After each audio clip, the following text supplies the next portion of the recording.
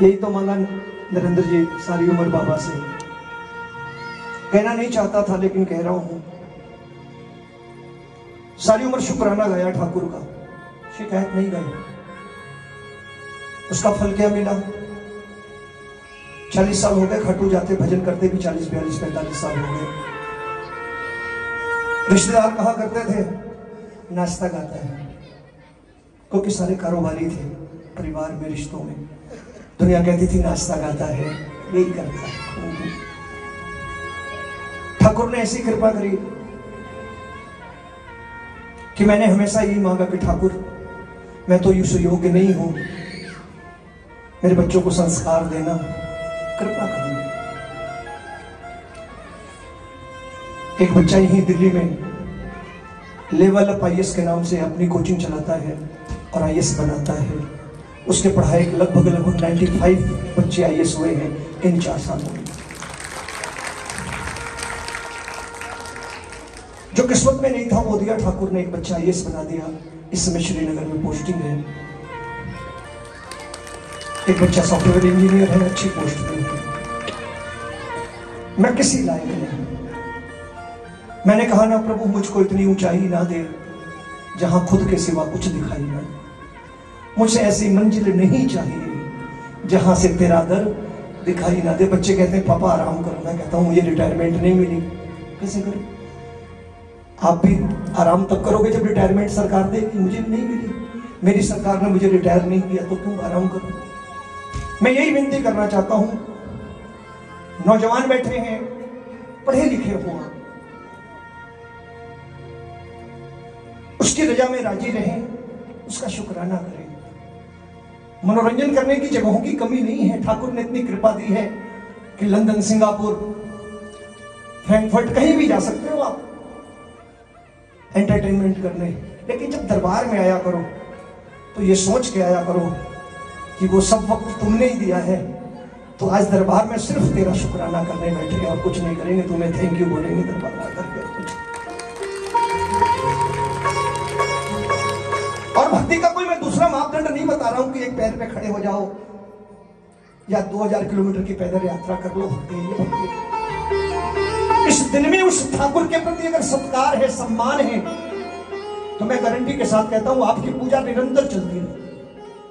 आपकी पूजा के लिए वक्त नहीं चाहिए कि आप 1 घंटे बैठ के पूजा करो। अगर आपके मन में उसके प्रति सम्मान है, सत्कार है, तो आपकी पूजा निरंतर चलती है जब तक आप जीवित हो, सोते, बैठते, उठते, जागते। अगर आपके मन में उस परमात्मा के प्रति थोड़ा सा भी सम्मान है बस, क्योंकि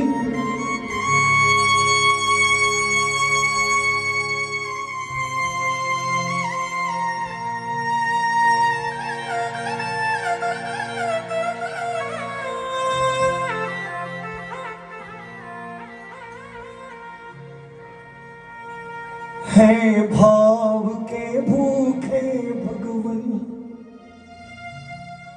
ये वेद बताते हैं। जब भक्त पुकारे प्रेम से प्रभु दौड़े आते हैं, प्रभु दौड़े आते हैं। हमारे शास्त्र हमें बता रहे हैं उदाहरण के साथ कि हम तो एक बार दर्शन के लिए तरसते हैं, लेकिन हमारे सत्य सनातन हिंदू धर्म में ऐसे ऐसे भक्त हुए जिन्होंने जब पुकारा तब ठाकुर आए। ये प्रहलाद का भरोसा था ना कि खंबे को फाड़ के ठाकुर निकल आए। उस खंबे में ईश्वर तो नहीं था। चींटी चलती देखी और खंबे को गले लगा लिया कि जब चींटी का कुछ नहीं बिगड़ा तो मेरा क्या बिगड़ेगा। और उसी खंबे को फाड़ करके हिरण्यकश्यप को मारने के लिए नरसिंह अवतार ले लिया मेरे ठाकुर ने। तो मैंने कहा पहली सारी बात भरोसे पे टिकी है। आओ मिल करके गाएं, चले।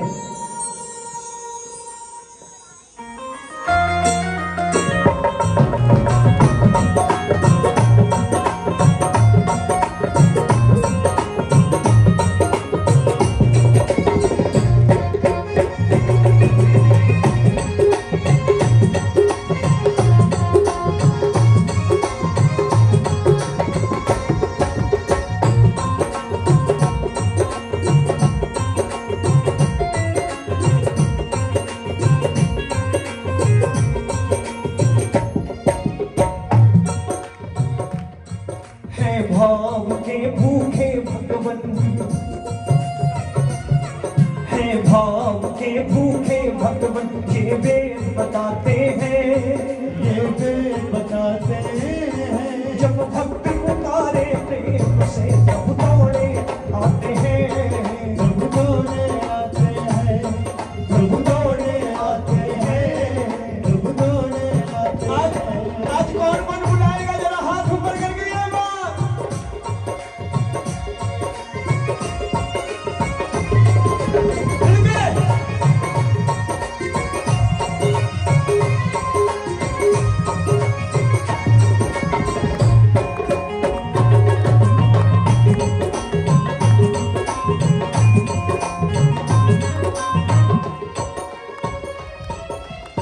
सुनिएगा, कोई भावना से ज्योत को,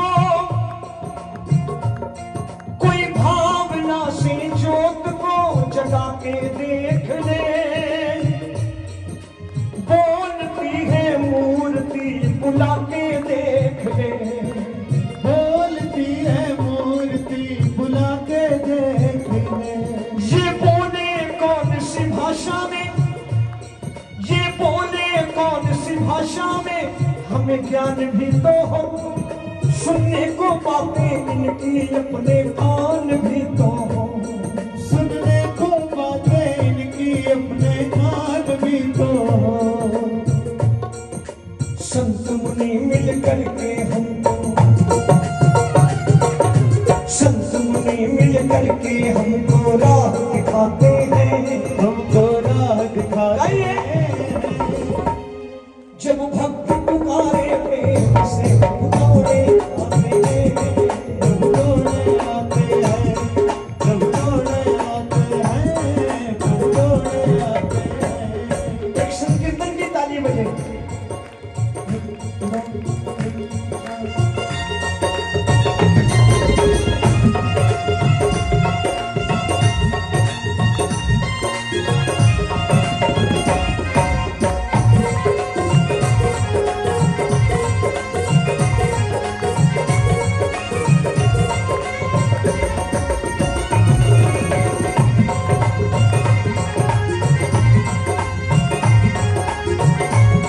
सुनना,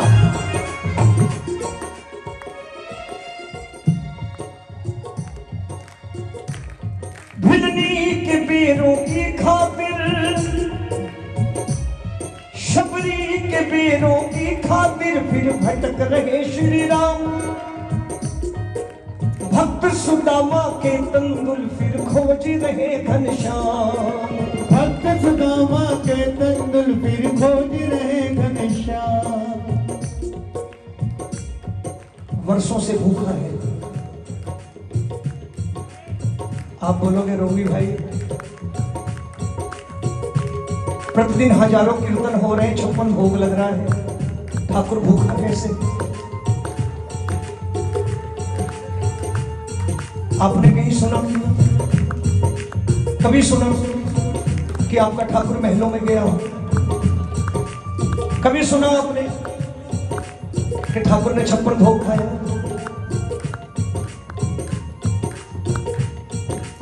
विदुर जी के घर जब गए, मैं 2 मिनट लूंगा समय, कोई दिक्कत तो नहीं, बोर तो नहीं हो रहे, जो भी बोलूंगा शास्त्रों से बोलूंगा। हस्तिनापुर दरबार लगा है, कौरवों के दरबार में पहुंचे हैं दुर्योधन को समझाने। श्री कृष्ण दुर्योधन से एक बात कही कि देखो, मान जाओ 5 गांव दे दो इन्हें, महाभारत का युद्ध मत होने दो। दुर्योधन ने बड़े ही अहंकार के लहजे में कहा, देखो माधव, सारी बातें मानूंगा, लेकिन सुई की नोक के बराबर भूमि नहीं दूंगा, युद्ध लड़ूंगा। कन्हैया ने कहा ठीक है, मैं तो समझाने आया था। वापस चलने लगे, वापस जब चलने लगे तो दुर्योधन ने आवाज लगाई, माधव रुको। कन्हैया वापस मुड़े कि शायद समझ में आ गई हो, लेकिन जब मेरा मुरली वाला वापस मुड़ा तो दुर्योधन ने कहा, देखो मेरे महलों में आए हो, ऐसे मत जाओ, कुछ जलपान कर लो, कुछ ग्रहण कर लो, तो मेरे ठाकुर ने कहा, देखो दुर्योधन, इंसान दो परिस्थितियों में घर से बाहर भोजन करता है। एक तो यह अत्यधिक रूप से भूखा हो, ये पुरानी बातें हैं कि जब अत्यधिक रूप से भूखा होता है तो घर से बाहर भोजन कर लेता है। और दूसरी परिस्थिति कब आती है कि जब सामने वाला बड़े प्रेम से निमंत्रित कर रहा हो तो टाल नहीं पाता, थोड़ा बहुत ग्रहण कर लेता है। तो पहली बात तो भूख नहीं है, और रही दूसरी बात निमंत्रण की, तो तुमसे पहले विदुर काका के घर से मुझे निमंत्रण मिल चुका है प्यार। विदुर जी रोने लगे। दरबार में मंत्री थे विदुर जी, दुर्योधन के दरबार के मंत्री थे, चाचा थे दुर्योधन के, लेकिन संत थे, झोपड़ी बना के रहा करते थे हस्तिनापुर में। विदुर जी रोने लगे कि वारे कन्हैया, जैसा सुना वैसे ही पाया। जिंदगी बीत गई, मेरी पत्नी कहती थी मेरा ठाकुर मेरे घर कब आएगा, और आज आपने मन की बात समझ ली। और समझी भी कैसे कि कल इसी दरबार में किसी बात पे दुर्योधन ने मेरा अपमान किया था, लोग मुझ पे हंसे थे, लेकिन आज आपने सबके सामने दुर्योधन का निमंत्रण ठुकरा के मुझ गरीब का निमंत्रण स्वीकार करके मेरा मान बढ़ाया।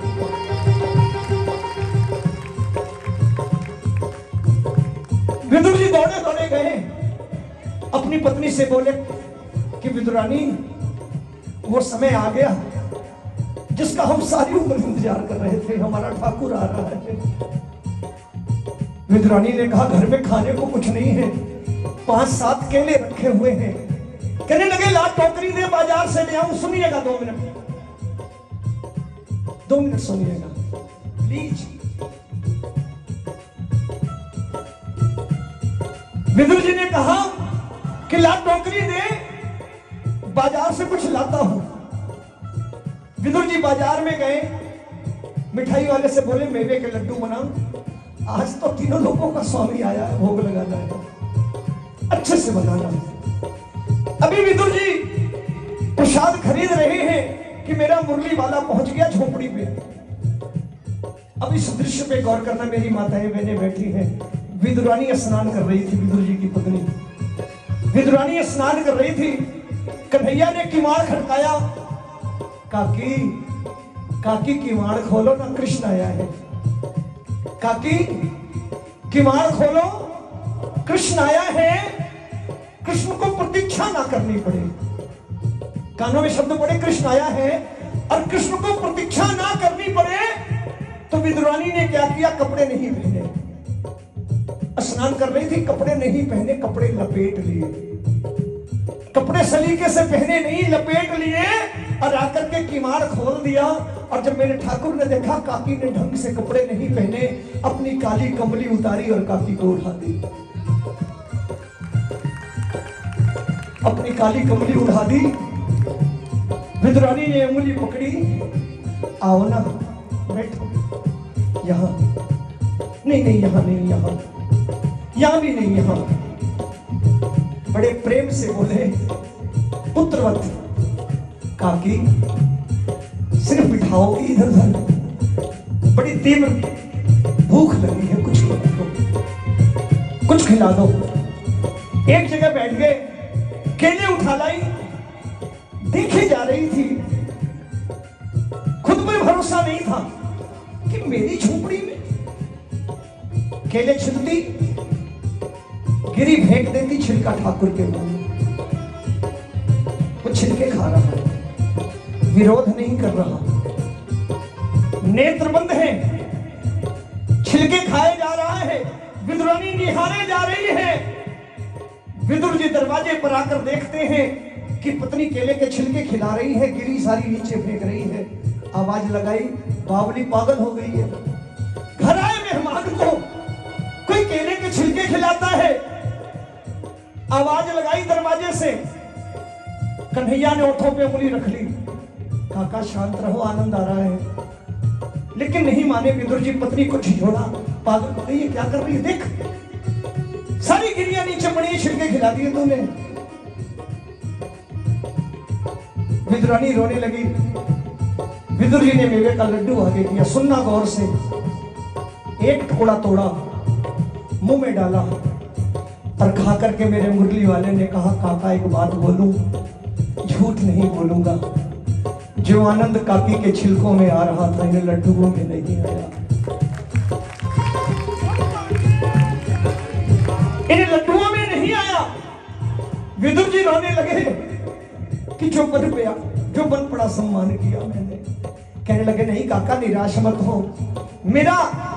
मेरा मन आपका दिल दुखाने का नहीं था। क्या करूं, मेरी आदत ही ऐसी है। मैंने इन युगों में, वर्षों में नहीं, इन युगों में 2 बार जी भर के खाया, पेट भर के खाया। त्रेता में जब शबरी ने जूठे बेर खिलाए थे तब मेरा पेट भरा, आज मेरी काकी ने छिलके खिलाए हैं तब मेरा पेट भरा है। ऐसा ठाकुर कहां 56 भोग का दीवाना है। हम सत्कार ना दे पाए, हम बैठ ना पाए, हम उसके करीब ना बैठ पाए, और फिर कहते हैं कि क्या करें, ठाकुर सुनता नहीं। मेरी माताएं बहनें बैठी हैं, विद्रानी ने वस्त्र लपेटे थे, पहने भी नहीं थे। इसका संदेश जानते हैं क्या है? कि मेरे ठाकुर के दरबार जाने के लिए, प्रभु के मंदिर जाने के लिए तन का श्रृंगार नहीं, मन का श्रृंगार ज्यादा जरूरी होता है। जो मन का श्रृंगार जरूरी है। आओ मन को श्रृंगारित करें और कहें, भिलनी के बेरों की खातिर, तालियां बजा के गाओ, भिलनी के बेरों की खातिर फिर भटक रहे श्री राम, भक्त सुदामा के तंगुल फिर खोज रहे घनश्याम, भक्त सुदामा के तंगुल फिर खोज रहे घनश्याम। भक्तों से मिलने का ही रहता प्रभु को भारी चाव, जब भक्त पुकारे प्रेम से प्रभु आते नंगे पांव, जब भक्त पुकारे प्रेम से प्रभु आते नंगे पांव। प्रभु अपने भोले भक्तों का, प्रभु अपने भोले भक्तों का सम्मान बढ़ाते हैं, सम्मान बढ़ाते हैं। जब भक्त पुकारे प्रेम से दौड़े आते हैं, दौड़े आते हैं, दौड़े आते हैं, दौड़े आते हैं। एक सीधी सीधी बात है, भावना तेरी प्रबल है, भावना तेरी प्रबल तो क्यों घबराता है, प्रेम हमको शाम के नजदीक लाता है, प्रेम हमको शाम के नजदीक लाता है। गुरवाणी कहती है, साहब श्री गुरु ग्रंथ साहब कि सांच कहो सुन ले हो सब है, जिन्हें प्रेम कियो तिन्हीं प्रभु पायो। सांच कहूं सुन ले हो सब है, जिन प्रेम कियो तिन्हीं प्रभु पायो। है भावना तेरी प्रबल तो क्यों घबराता है। गाइए, प्रेम हमको शाम के नजदीक लाता है, प्रेम हमको शाम के नजदीक लाता है। नरसी सी हो श्रद्धा अगर मीरा सी भक्ति हो, कर्मा के धीरज के जैसी गर हम में शक्ति हो, कर्मा के धीरज के जैसी गर हम में शक्ति हो। कहता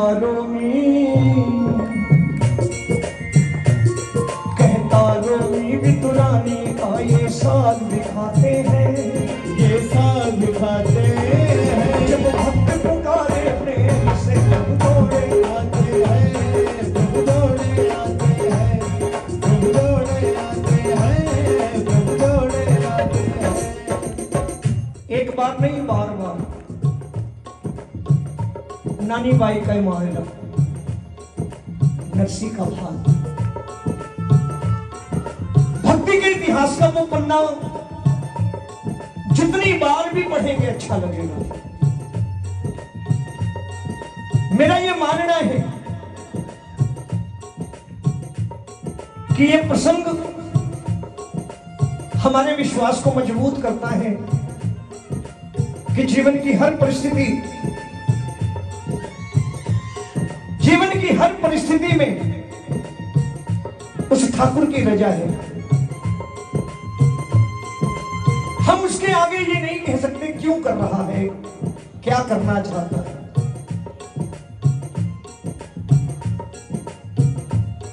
यह प्रसंग शुरू होता है जूनागढ़ गुजरात से।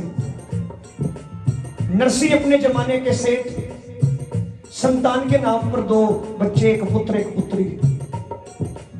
गांव में फैली एक अज्ञात बीमारी ने नरसी का पुत्र उसे छीन लिया। औलाद के नाम पर एक बच्ची बची नानी बाई। नरसी जिनकी आवाज बचपन में किसी बीमारी के कारण चली गई थी, नरसी की दादी की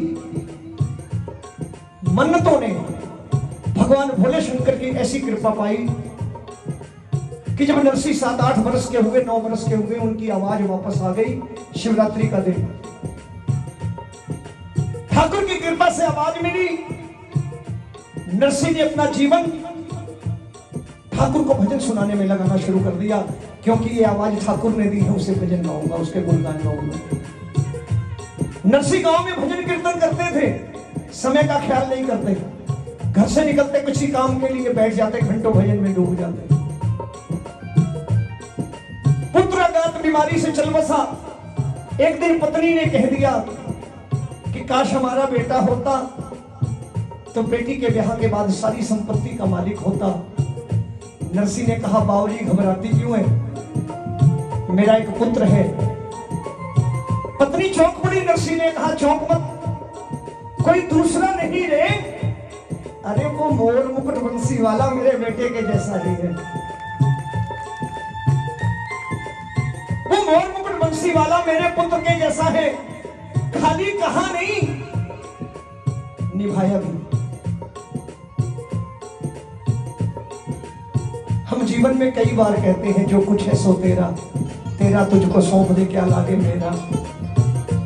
लेकिन जब सौंपना पड़ता है तो तकलीफ होने लगती है।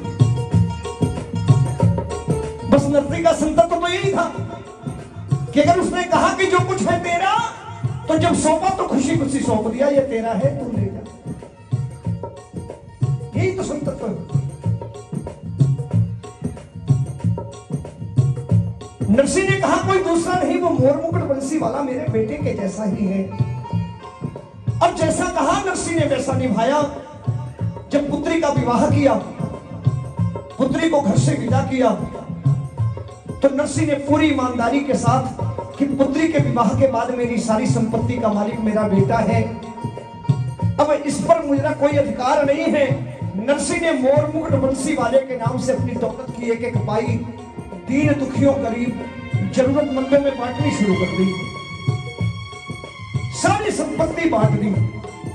खाने के लिए एक वक्त की रोटी नहीं बचाई।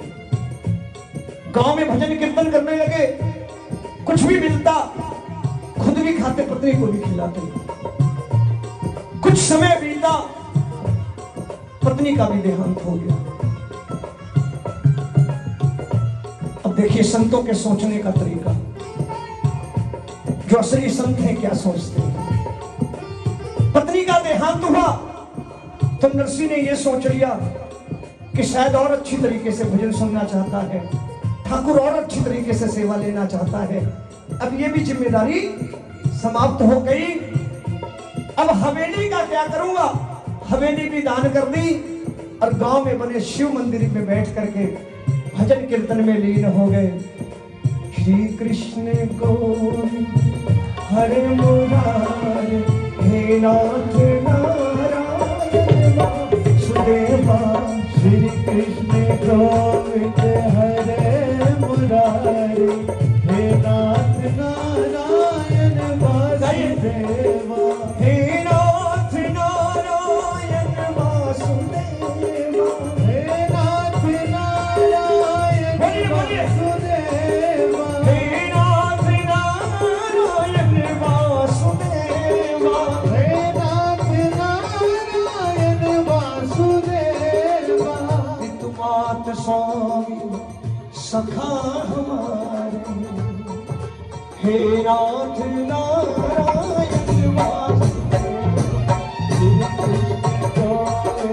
हरे मुरारे। गाइए गाइए गाइए गाइए।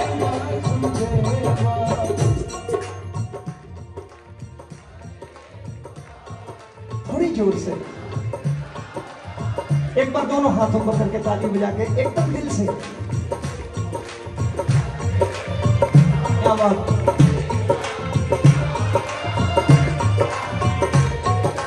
ये जो आप कर रहे हो यही असली संकीर्तन है।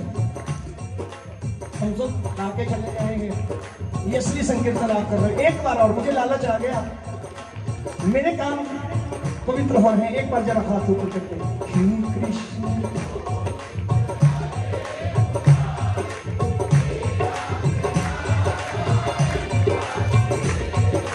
हे नाथ नारायण वासुदेव,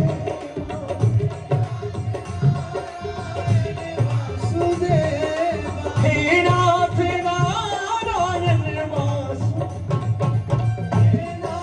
नारायण वासुदेवा। गाया करें, गाया करें। अजामिल ने सारी उम्र पाप किए थे, लेकिन सिर्फ मरते वक्त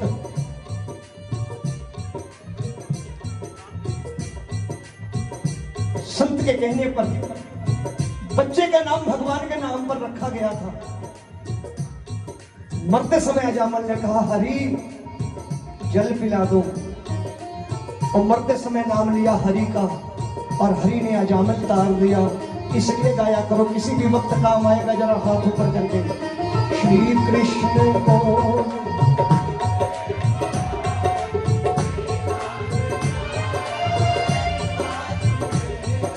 हे नाथ नारायण वासुदेवा,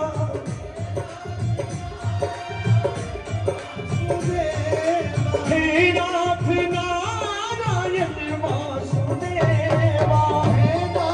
नारायण वासुदेवा, मात्र स्वामी सखा हमारे, हे नाथ नारायण वासुदेव, हरे मुरारे। हे नाथ नारायण वासुदेवा। नरसी गांव के मंदिर में भजन कीर्तन करने लगे, सब कुछ दान कर दिया, भक्तों की टोली बना ली। मंदिर में भजन कीर्तन करते, कुछ भी आता खाकर गुजारा कर लेते, मांगने नहीं जाते। एक समय ऐसा भी आया कि 4 दिनों से भोजन नहीं मिला। नरसिंह ने कहा, दुनिया महीने में एक एकादशी करती है, ठाकुर के मुझ पर कृपा देखो, 4-4 एकादशियां कर रहा हूं। ये संतों की सोच है कि दुनिया ठाकुर की कृपा से एक एकादशी करती है 4 दिन। मुझे ठाकुर की कृपा मुझ पर देखो, 4-4 एकादशियां करने को मिल रही हैं मुझे। शिव मंदिर में भजन कीर्तन करते नरसिंह, दिन बीत रहे थे। एक दिन उसी गांव जूनागढ़ में एक दूसरे गांव से भक्तों की टोली आई। सुनिएगा, वो टोली जो दूसरे गांव से आई थी, वो द्वारिकाधीश के दर्शनों को द्वारिका जी जा रही थी। उस टोली के मुखिया ने जूनागढ़ में आकर लोगों से पूछा, भाई जूनागढ़ के किसी ग्रामवासी से पूछा, भाई आपके गांव का सबसे बड़ा सेठ कौन है? गांव वालों ने पूछा, बात क्या है? गांव वाले ने पूछा, बात क्या है? टोली के मुखिया ने कहा, हम द्वारिकाधीश के दर्शनों को द्वारिका जी जा रहे हैं, रास्ते में चोर डाकुओं का भय है, हमारे पास 600 सोने के सिक्के हैं, आपके गांव का कोई सेठ हमसे ये रकम ले ले, हमें एक हुंडी लिख दे, एक पर्ची लिख दे, ये रकम हमें द्वारिका में जाकर वापस मिल जाए। गांव वाले ने नरसिंह का अपमान करने के लिए, उपहास सुनाने के लिए कह दिया, हमारे गांव का सबसे बड़ा सेठ नरसिंह है, बहुत बड़ा भगत बना फिरता है, जाओ उसकी हुंडी चलती है, ये पास के शिव मंदिर में मिलेगा।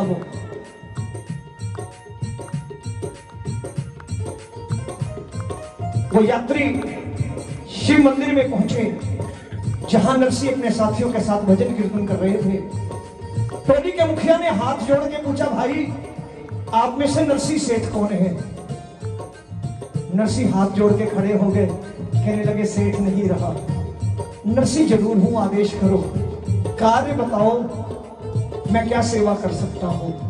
टोली के मुखिया ने कहा, देखो सेठ, हम पर कृपा करो, हमारे पास 600 सोने के सिक्के हैं, हम द्वारिकाधीश के दर्शनों को द्वारिका जी जा रहे हैं, रास्ते में चोर डाकुओं का भय है, रकम रख लो, एक हुंडी लिख दो जिससे हमें ये रकम वहां जाकर मिल जाए। पुराने जमाने में हुंडी चला करती थी। नरसी ने कहा, मेरी हुंडी अब नहीं चलती, मेरा समय समाप्त हो चुका है, और किसी को देख लो। टोली के मुखिया ने कहा, सेठ बहाने मत करो, मदद करो, हम दर्शनार्थी हैं। जबरदस्ती वो रकम नरसी को दे दी गई। सुनिए, नरसी ने जबरदस्ती मिली हुई उस रकम को देख करके ये सोचा कि शायद उस मोर मुकुट बंसी वाले को हम भूखे भक्तों पर दया आ गई है, ये रकम हमारे भंडारे के लिए आई है, भक्तों के भंडारे के लिए आई है। जबरदस्ती दी हुई रकम नरसी ने रख ली, विश्वास के साथ एक हुंडी द्वारिकाधीश के नाम लिखी।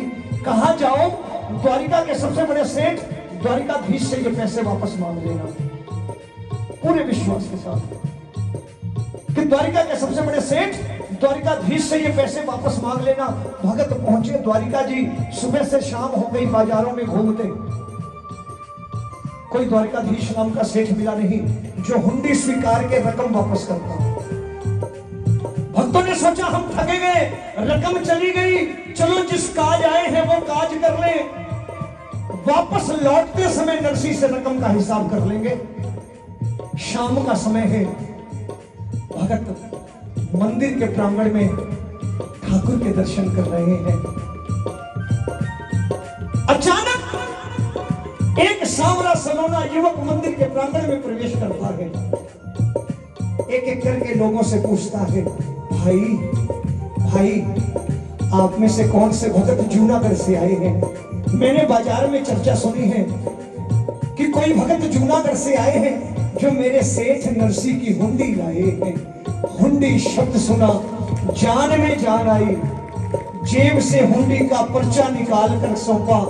उस सांवरे सलोने युवक ने उतनी रकम निकाली, गिन करके भक्तों के हाथ में रख दी और कहा, जाकर के उस नरसी से कहना, ऐसी हुंडियां रोज लिखा करे, मैं यहां बैठकर स्वीकारने को तैयार हूं, ऐसी हुंडियां रोज लिखा करे। बोले द्वारिकाधीश महाराज की जयकारा जोर से लगाया करिए। बोल श्री वृंदावन बिहारी लाल की जय।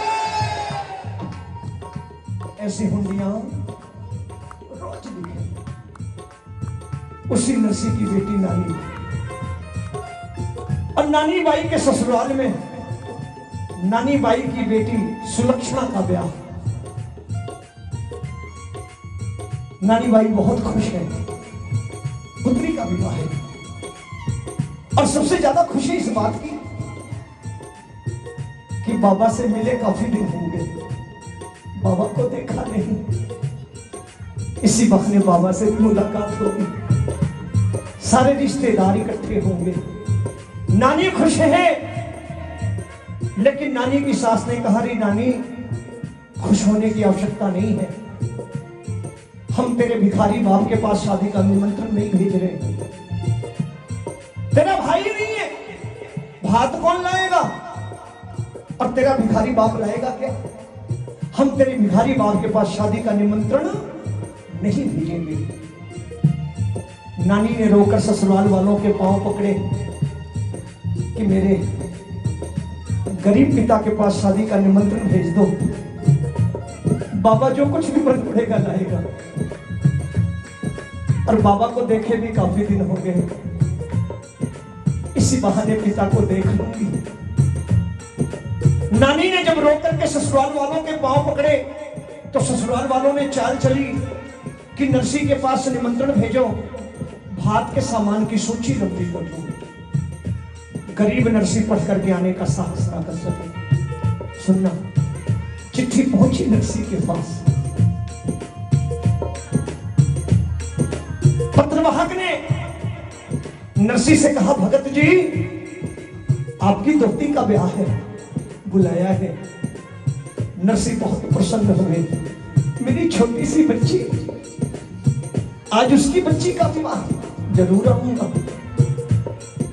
जिसे बाहों में झुलाया, उंगली पकड़ के चलना सिखाया, आज उसकी बेटी की शादी है, क्यों नहीं आऊंगा। पत्रवाहक ने कहा, भगत जी खाली बुलाया नहीं है, ये भात के सामान की सूची भी है, ये भी लाना है। नरसी ने जब भात के सामान की सूची देखी ना, तो पत्रवाहक से कहा, देख भाई मुझे लगता है तू गलत पते पर आ गया है। इस सूची के ऊपर देख लिखा है श्री हरि। पुराने लोग जब भी कोई शुभ मंगल पत्र लिखते हैं, ऊपर लिखते हैं श्री हरि। नरसी ने कहा, ये मेरे लिए नहीं है, ये तो मेरे बेटे मोर बंसी वाले के लिए है। अरे मैं गरीब बाप, मेरा क्या, मैं तो बिना बुलाए भी बेटी के दरवाजे चला जाऊंगा, लेकिन मेरी बेटी का भात तो मेरे बेटे मुरली वाले ने भरना है, और इस पत्र की, इस निमंत्रण की जरूरत मेरे बेटे को है, इसे वहीं ले जाकर के दिया। नरसी ने वो पत्रिका द्वारिकाधीश के चरणों में द्वारिका जी भिजवाई कि तू जाने, जोर से बोला करिए, तू जाने, तू जाने। एक गरीब बाप, टूटी बैलगाड़ी, गाने बजाने वालों की टोली, बूढ़े बीमार बैल, खाली हाथ बेटी के दरवाजे पर चल पड़ा। दरवाजे पर पहुंच करके आवाज लगाई, नानी दौड़ी दौड़ी आई, बाबा आए हैं। वर्षों के बाद मिलन है पिता पुत्री का, हाल चाल कुशल क्षेम पूछने के बाद नानी ने कहा, बाबा मेरे भात का सामान कहाँ है। नरसी ने कहा, बेटी तू भी मेरा उपहास उड़ाती है, तुझे नहीं मालूम मैंने दुनियादारी छोड़ दी। नानी ने रोकर कहा, बाबा आपने छोड़ी, मैंने नहीं छोड़ी, बड़ी मुश्किल से निमंत्रण भिजवाया था। नानी अंदर से इतनी टूट चुकी है, कहने लगी, बाबा बड़ी मुश्किल से निमंत्रण भिजवाया था, और भात का सामान नहीं लाना था तो आए क्यों। नरसी रो पड़े, बेटी तू भी दुनिया के साथ मिलकर दुनिया के जैसी हो गई।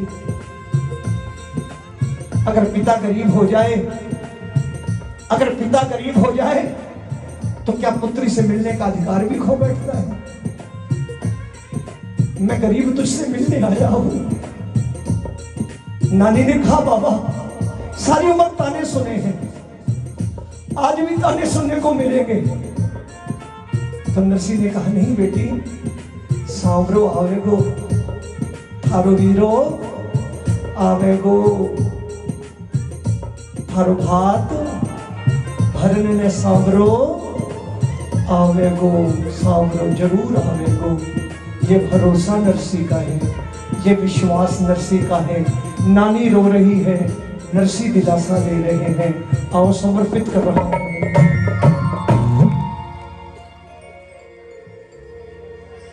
हो नानी बाई ने नरसी समझावे बार बार। हो नानी बाई ने नरसी समझावे बार बार। सावल वीरो ल्यासी मायरो, ओ बाई तेरो सावल वीरो सी मायरो। हो बेटी तेरो सावल वीरो ल्यासी मायरो।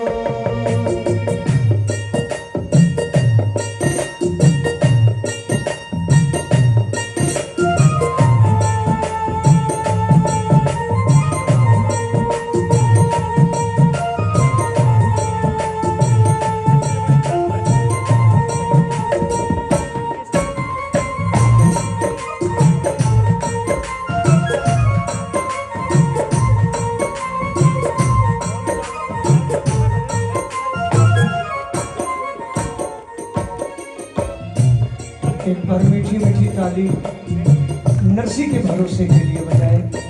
हाथ नीचे ही रखें, कोई बड़ी बात नहीं, लेकिन गाएं। हो नानी बाई ने नरसी समझावे बार बार, नानी बाई ने नरसी समझावे बार बार। सावल वीरो नरसी भाई तेरो सावल वीरो नरसी मायरो। बेटी तेरो सावल वीरो नरसी मायरो।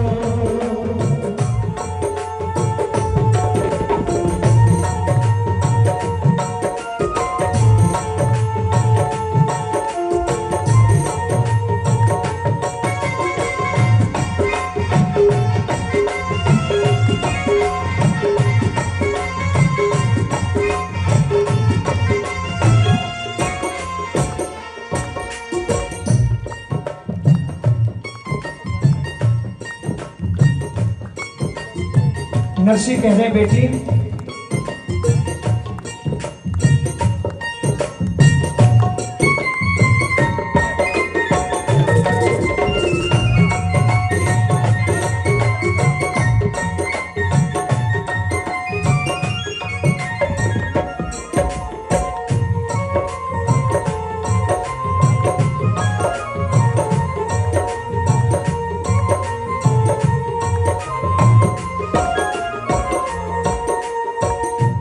ये भरोसा नरसी का है। नरसी बोले बेटी घबरा मत, धीरज क्यों छोड़े बेटी, क्यों घबरावे। धीरज क्यों छोड़े बेटी, क्यों घबरावे। राख भरोसो तेरो सावल शाह आवे। राख भरोसो तेरो सावल सा आवे। रे बेटी क्यों कर राखी जिबड़े ने तू उदास बेटी। क्यों कर राखी जीवड़े ने तू उदास। सावल वीरो नरसी मायरो।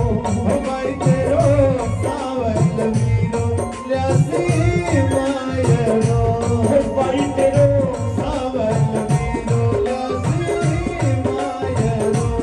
बेटी तेरो सावल वीरो नरसी मायरो। एक बार भरोसे वाली ताली।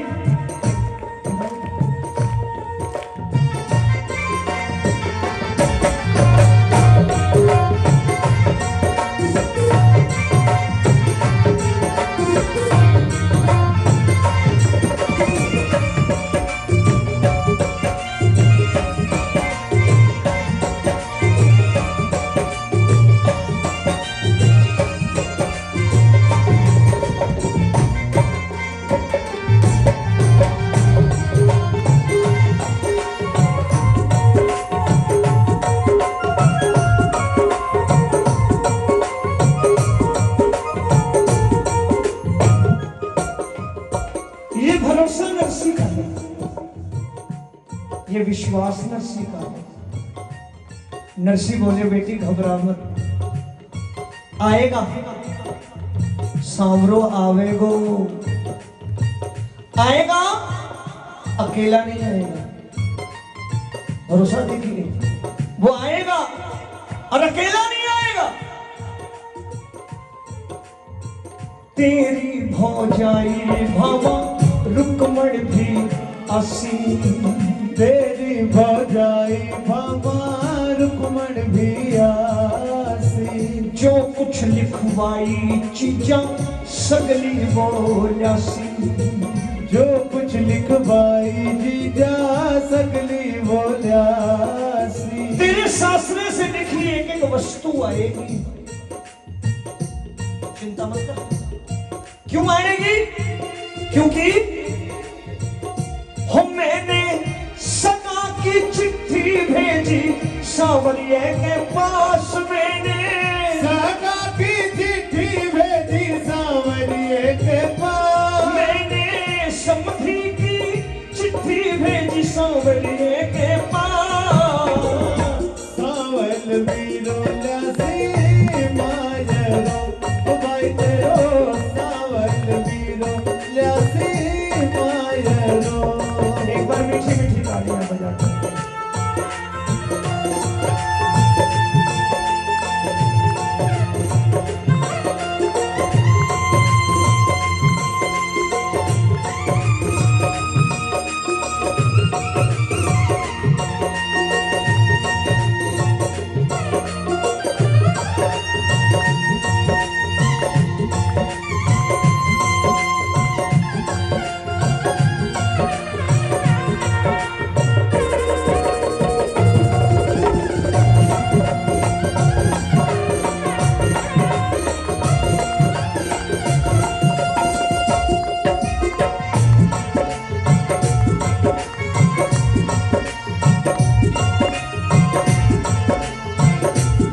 नरसी बोले,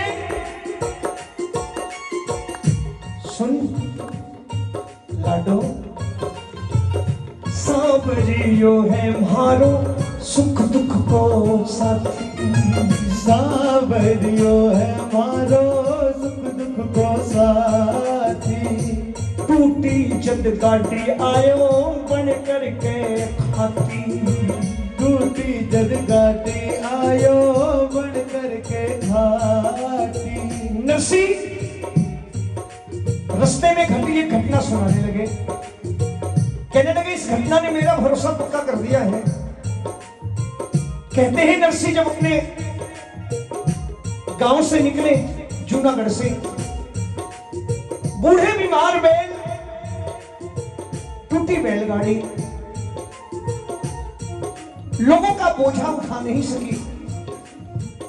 गांव से निकलते कुछ दूर जाकर बैलों ने झटका खाया, बैलगाड़ी गड्ढे में। भगत की फंसी गाड़ी देख, सुनिएगा, भगत की फंसी गाड़ी देख मेरा मोर मुकुट बंसी वाला वेश बदल करके गाड़ी के सम्मुख खड़ा हो गया। हरि अनंत हरि कथा अनंता, कहाँ ही सुने ही बहुविधि सब संता। मेरे ठाकुर की कृपा के अनगिनत उदाहरण हैं। और कितनी नम्रता है देखो प्रभु में, कितनी सरलता है कि भगत की फंसी गाड़ी देखी तो वेश बदल करके गाड़ी के सम्मुख खड़े हो गए। 3 लोगों के मालिक ने अपने हाथ से भगत की गाड़ी बाहर निकाली, सीधे रास्ते पर डाल दी। और जब गाड़ी सीधे रास्ते पर पड़ गई, सुनना, तो हाथ जोड़ करके नरसी के सम्मुख खड़े हो गए। कहने लगे, भगत जी कहाँ जा रहे हो? अंजार शहर जा रहे हो? हमको भी बिठा लो। कल्पना करना कैसा निवेदन कर रहे, हमको भी बिठा लो, हमने भी किसी ब्याह में जाना है। नरसी ने कहा, दिखाई नहीं देता तुमको? बैलगाड़ी टूटी, बैल मर रहे, हमारा बोझा उठता नहीं, तुम्हें भी बिठा लेंगे।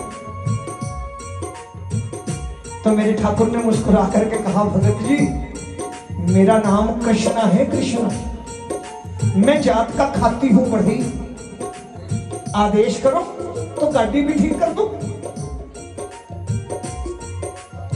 नरसी के नेत्र सजल हो उठे, कहने लगे, तुमने गाड़ी बाहर निकाल दी, यही बहुत बड़ा उपकार है। अब गाड़ी ठीक कैसे करवाऊं? मेरे पास मजदूरी देने के लिए धेला भी नहीं है, मजदूरी में क्या दूंगा? सुनना, जब नरसी ने कहा मजदूरी देने के लिए धेला नहीं है, तो मेरे मोर मुकुट बंसी वाले ने कहा, भगत जी आपकी गाड़ी ठीक करूंगा ही करूंगा। सुनना, मेरी बात अगर समझ में आए तो आशीर्वाद चाहूंगा तालियों से, लेकिन पूरी बात सुनना। नरसी ने कहा कि गाड़ी ठीक करवा लो, मजदूरी क्या दूंगा? तो मेरे मोर मुकुट बंसी वाले ने कहा, गाड़ी तो ठीक करूंगा ही करूंगा, लेकिन मेरी एक शर्त है और एक विनती है।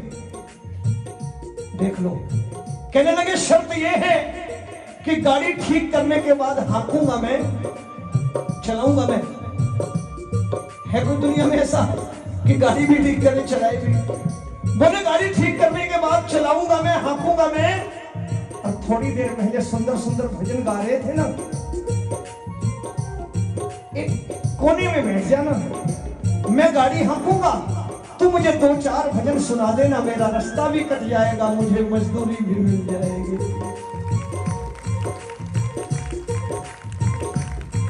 ये भजनों की कीमत है। मेरे युवा भाई बैठे, भजन व्यक्ति के बंधन के लिए नहीं। आजकल हमने अपने भजन के मंचों को राजनीति का अखाड़ा बना के रख दिया। जिस जगह ठाकुर का गुणगान होना चाहिए, व्यक्तियों का गुणगान हो रहा है। हम कहां जा रहे हैं? हम कहते हैं ठाकुर आता नहीं। नरेंद्र जी, वो ठाकुर कहता है कि उस 2 करोड़ वाले कीर्तन में भी आया था। जब तुम नेताओं को माला पहना रहे थे, मैं चला गया ये सोचकर के तुम्हें मेरी जरूरत है ही नहीं। उस कीर्तन में भी आया था, थोड़े कपड़े मैले थे, बाहर प्रसाद का डब्बा मांग रहा था, तूने वहीं से भगा दिया था मुझे। आडंबर से बचे, व्यक्तियों के गुणगान से बचे। बहुत से मंच हैं जहां, बहुत सी संस्थाएं हैं जहां व्यक्तियों का महिमा मंडन हम कर सकते हैं, लेकिन ठाकुर के दरबार में ठाकुर का वंदन होना चाहिए और कुछ नहीं होना चाहिए। ये मेरा मानना है। यहां सिर्फ उसका जिसको बिठा रखा है हमने, जिसके कारण सबको बुलाया है कि आओ मेरा ठाकुर आएगा, आओ उसका गुणगान करेंगे। और यहां आकर हम व्यक्तियों का गुणगान करते हैं तो हम सबके साथ धोखा करते हैं। एक के साथ धोखा करने की सजा कितनी होती है, और जब हम कई लोगों के साथ धोखा करेंगे तो सजा कितनी मिलेगी, ये हमें आपको समझना है।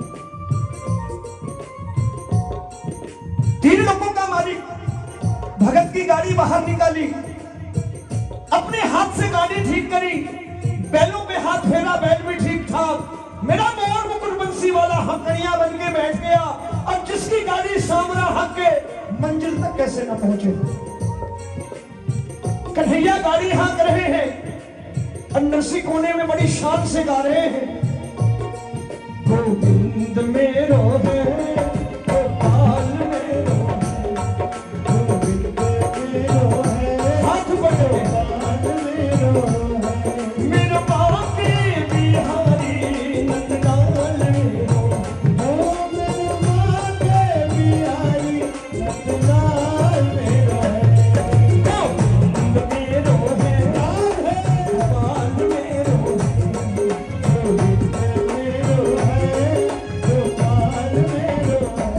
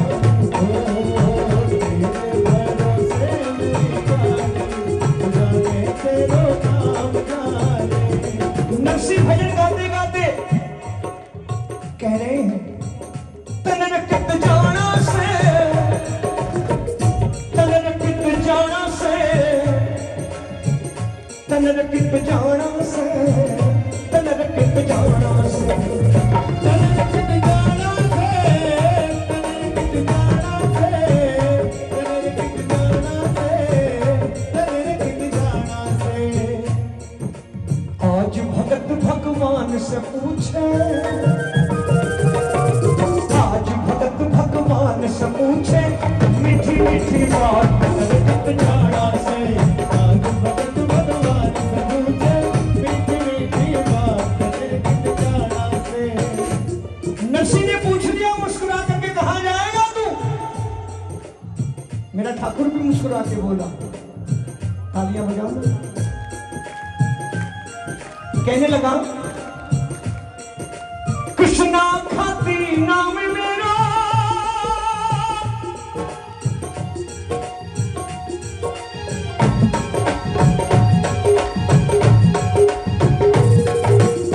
कृष्णा खाती नाम मेरा, नगर अंजार न जाना से, नगर अंजार न जाना से, नगर अंजार न जाना से।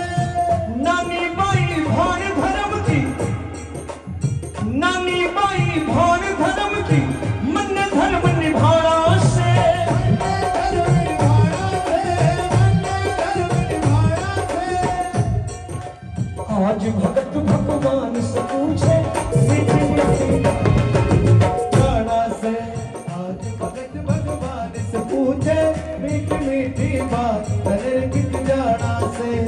नानी बाई बहन धर्म की, मन धर्म निभाना से। सुनना, नानी बाई बहन धर्म की, मन धर्म निभाना से। नरसी ने चौंक कर आंखें खोल दी। अरे थोड़ी देर पहले तो कुछ और कह रहा था कि जात का खाती हूं, अब कह रहा नानी का भाई हूं। कौन आ गया ये? नानी के दरवाजे पर खड़े हैं, नरसी बता रहे हैं। कहते हैं नरसी ने जब ये सुना, नानी बाई बहन धर्म की, मन धर्म निभाना से, ये शब्द कानों में बड़े चौंक करके नरसी ने आंखें खोल दी। तो देखते क्या है, गाड़ी अंजार शहर के बाहर खड़ी है और हाकड़ियां गायब है, हाकड़ियां गायब।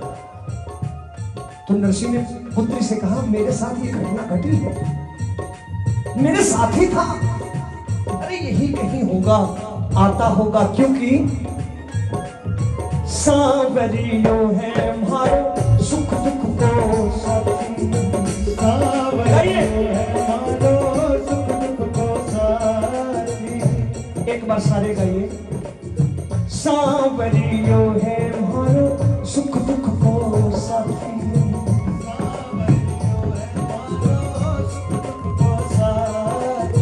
टूटी जद गाड़ी आयो बन करके खाती, टूटी जल गाली आयो बन करके खाती।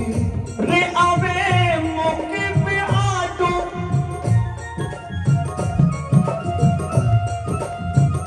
रे आवे मौके पे आटो, जो कोई अपनो हो खास आवे, मौके पे आटो जो कोई अपनो हो खास। सांवली वीरो लासी ओ भाई तेरो सावत वीरो यासी मायरो। आवे गो सांवरो आवे गो। सुनना, बोर तो नहीं हो रहे आप? पूरा करूं? एक बार दोनों हाथ ऊपर करके जयकारा लगाइए, बोल कृष्ण कन्हैया लाल की जय, बोल राधे रानी सरकार लाल की जय, बोल वृंदावन बिहारी लाल की जय। Thank you. आज के आधुनिक जमाने में ये सब सुन रहे हो, बहुत बहुत धन्यवाद है।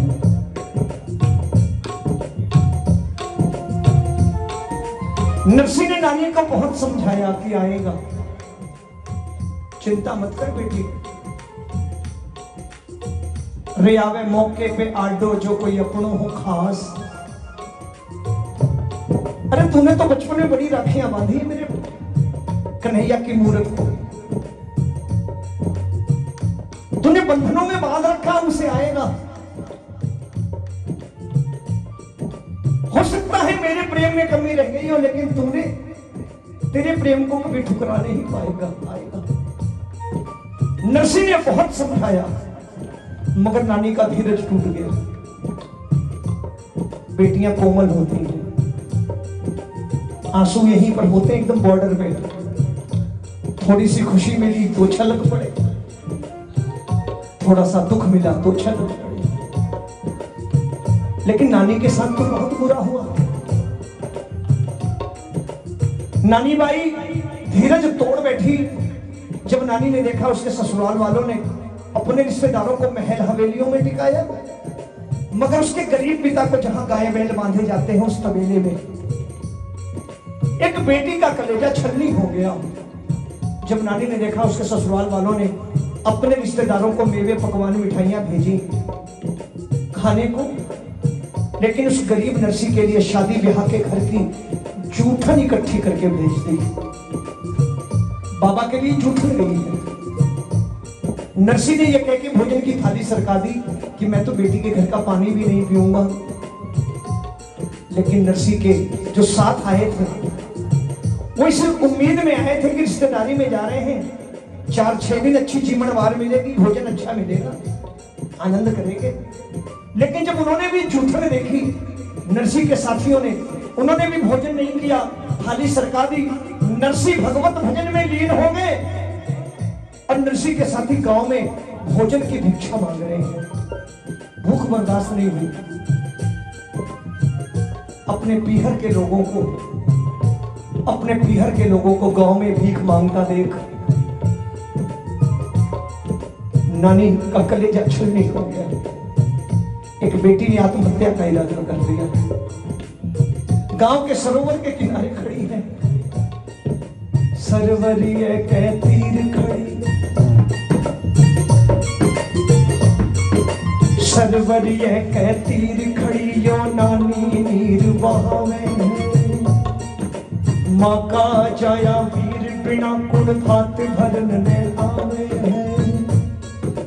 एक दिन मारो भोलो बाबुल अरबपति कहलायो तो, अन धन रा भंडार खड़ेरा छोड़ नहीं कोई पायो तो। अनगिनती के नौकर चाकर याद मने जग आवे हैं। सरवरिए के तीर खड़ियो नानी तीर बहावे है। सरवरिए के तीर खड़ियो नानी तीर बहावे है। सरोवर के किनारे नानी आत्महत्या के लिए खड़ी है। लेकिन नरसिंह ने भगवान का दामन नहीं छोड़ा। ऐसी कठिन परिस्थिति में भी तबेले में थोड़ी सी जगह साफ कर रखी है, लड्डू गोपाल सामने है। इस कठिन परिस्थिति में भी नरसिंह कह रहे हैं, ओ जी ओ गिरधारी महाराज। मीठी मीठी तालियां बजाने लगी। ओ जी ओ गिरधारी नटवर नागरिया, ओ जी ओ गिरधारी नटवर नागरिया। ओ जी ओ गिरधारी हमारा सावरिया। ओ जी ओ गिरधारी हमारा सावरिया। मारी नानी पारी दो भात भरन ने आओ जी सावरा। हरी नानी पाइनो भात भरन ने आओ जी सावरा। नरसिंह मेहता ने थारो, नरसिंह मेहता ने थारो आसरा। नरसिंह मेहता ने थारो आसरा। मारी बीच सगा में लाज बचावन आओ जी सावरा। हरी बीच सगा में लाज बचावन आओ जी सावरा। इधर नरसिंह पुकार रहे हैं, उधर सरोवर के किनारे आत्महत्या के विचार से खड़ी नानी कह रही है, सुन आखिरी बार कह रही हूं,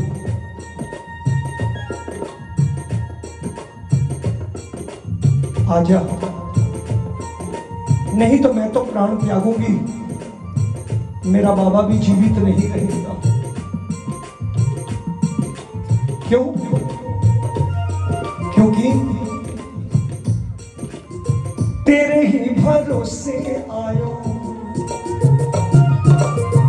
मुझसे कहता था आएगा सामने, मेरे पिता तो तेरा भरोसा है, मैं तो प्राण त्यागूंगी, वो भी जीवित नहीं रहेगा। तेरे ही भरोसे आयो सावरिया, तेरे ही भरोसे आयो सावरिया। थारी नानी बाई ने, थारी नानी बाई ने चुनर उड़ावा आवो जी। थारी नानी बाई ने चुनर उड़ावा आओ जी सावरा। एक बहुत बड़ी बात कह दी नानी ने, वीरा, ओए वीरा, देख, तू ये मत सोचना कि मुझे तेरे हीरे मोतियों का लालच है, मुझे तेरे हीरे मोती सोना चांदी नहीं चाहिए, मत लाना, मुझे नहीं चाहिए। लेकिन सोचने अगर तू नहीं आएगा तो मेरा पिता जीवित नहीं रहेगा। पहली बात, मैं तो प्राण त्यागूंगी। अरे काम कर, अगर तू डर गया है कि तुझे हीरा मोती सोना चांदी लाना पड़ेगा तो सुन, मुझे नहीं चाहिए। अरे काम करना, तू मायरे की चुनरी भी मत लाना, वो भी अपने पति से कह के मंगवा के रखवा दूंगी, खाली खड़े हो जाना, उड़ा देना। आज भी हमारे समाज में ऐसी बहनें हैं, भाई के हालात को देख के कह देती, देख भैया आ जाना, तू खड़ा हो जाएगा ना, मैं सारा इंतजाम करके रखूंगी, तुझे कुछ लाने की जरूरत नहीं, बस तू आकर के खड़े हो जाना, तेरा खड़ा होना मुझे सारे समाज में सम्मान दिला देगा। कहने लगी नानी, तेरे ही भरोसे आयो सावरिया, तेरे ही भरोसे आयो सावरिया। थारी नानी बाई ने चुनर उड़ावा आओ जी सावरा। थारी नानी बाई ने चुनर उड़ावा आओ जी सावरा। ये पंक्ति सारे गाएंगे तालियां बजा करके। दीनानाथ दयालु थारो नाम है, दीनानाथ दयालु थारो नाम है। भक्तारी नैया पार लगावण आजो जी सावरा। भक्तारी नैया पार लगावण आओ जी सावरा। नानी की करो पुकार,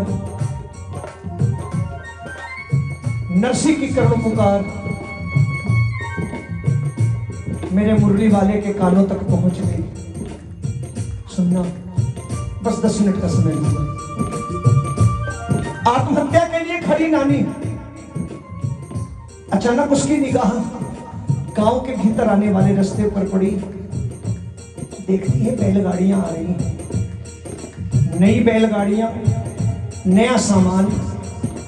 नानी ने सोचा इतनी बैलगाड़ियां कभी देखी नहीं, कहीं मेरे बाबा की बात सच तो नहीं होगी।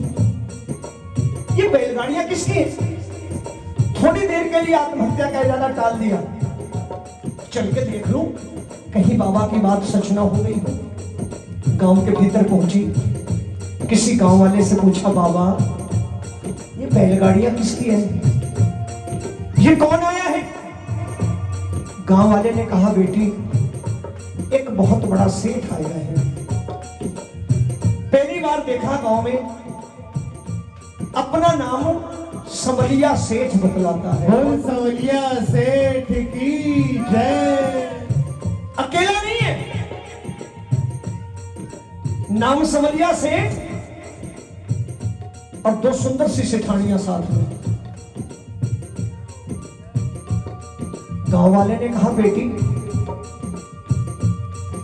नाम समलिया सेठ बतलाता है, सुंदर सी दो सेठानियां हैं, लेकिन एक बात बड़ी अजीब सी करता है।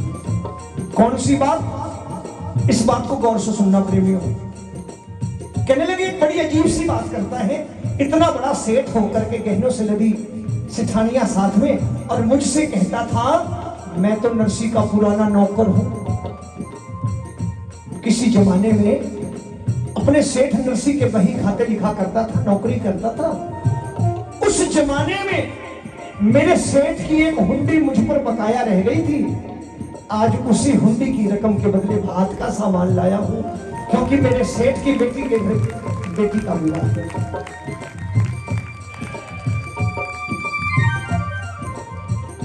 ये मेरे ठाकुर का चरित्र है। कभी नहीं कहते हमने दिया, कभी नहीं कहते। एक हम है जो इसके दिए हुए में से इतना इसके दरबार देते हैं और कहते हैं हमने दिया, वो कभी नहीं कहता। देखो कह रहा है मैं तो नौकर हूं, किसी जमाने का बकाया था मुझ पर, उसके बदले भात का सामान लाया हूं। बेटी जा मैंने तबेले में भेज दिया तेरे पिता के पास। इस दृश्य की कल्पना करना, आपके रोम सिहर उठेंगे कि आगे आगे कन्हैया और पीछे पीछे नानी तबेले में पहुंच रहे हैं। कन्हैया तबेले के पास जब पहुंचे, तबेले के निकट पहुंचे तो देख करके हैरान है कि नरसी अभी भगवान का दामन छोड़े नहीं है। ऐसी कठिन परिस्थिति है, बेटी आत्महत्या के लिए, और लड्डू गोपाल की मूर्ति सामने। नरसी कह रहे हैं सेठ बड़े तुम सावरा,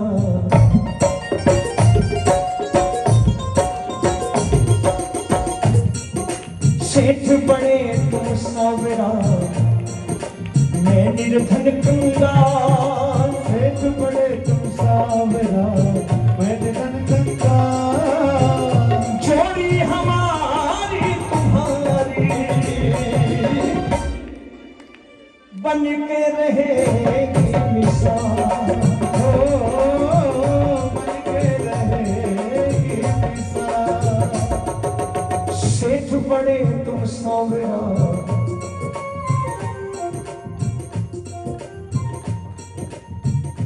कन्हैया रो पड़े। सेठ बड़े तुम सावरा, मैं निर्धन कंगाल। ऐसी परिस्थिति देखी तो मेरा मुरली वाला रो पड़ा। क्यों रोया ठाकुर, क्यों रोया मुरली वाला? मेरा ठाकुर इसलिए रोया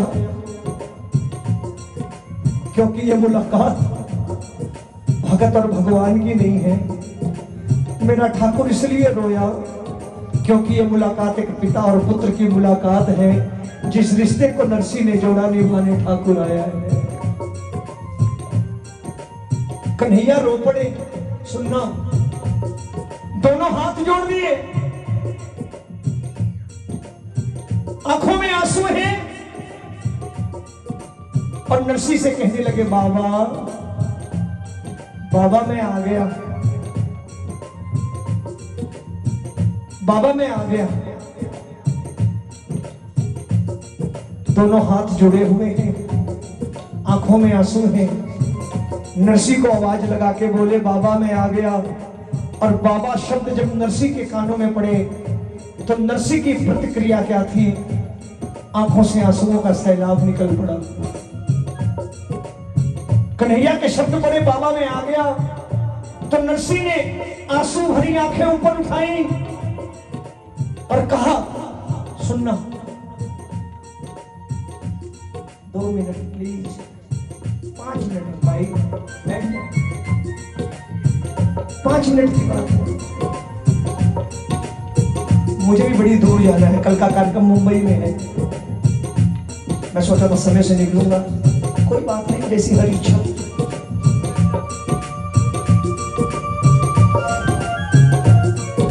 कन्हैया ने जब कहा बाबा मैं आ गया तो नरसी ने अपनी आंसू भरी आंखें ऊपर उठाई आंखों में पुत्र के प्रति सम्मान था, लेकिन शिकायत भी थी। सम्मान था मगर शिकायत भी थी। जब कन्हैया ने कहा बाबा मैं आ गया, तो नरसी ने आंसू भरी आंखें ऊपर उठाकर कहा,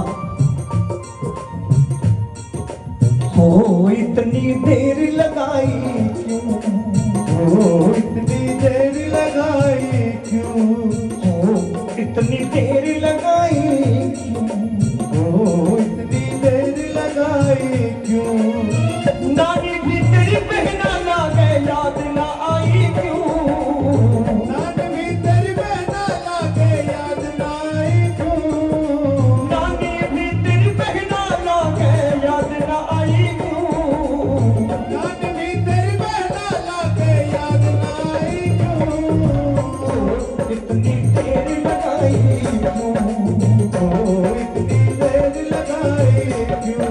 नरसी बोले कान्हा आए देरी से आए, देरी से आए तो काहे को आए।